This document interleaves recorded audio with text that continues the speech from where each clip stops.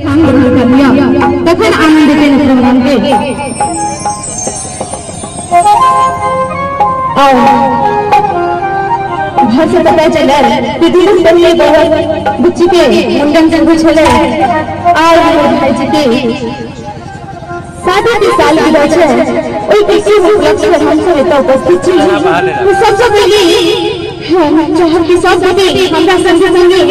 भगवती के चरण कमल में अर्जी लगावे तकर बाद मुंडन विवाह करके गीत सुनावे करके मनोरंजन करब।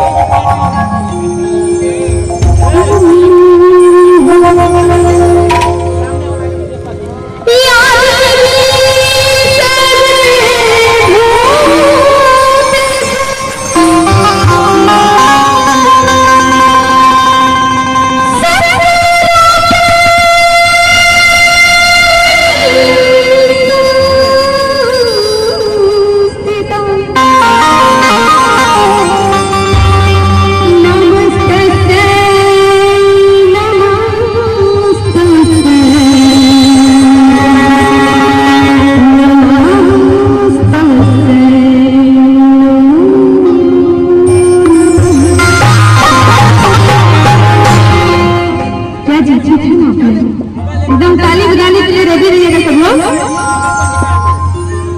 आहू सर ताली बजे ना। हाँ बिल्कुल कहबे कि दिल हाथ जेठा हमरा संग संग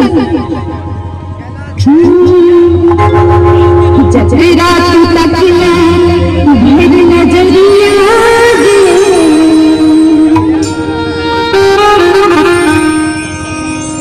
अपने आगे के चलो तो शायद ये क्या भी कर चले आज जजरा लागे छे आहा सब के बीच ट्रेन छूट गई है नहीं भैया सब घर पर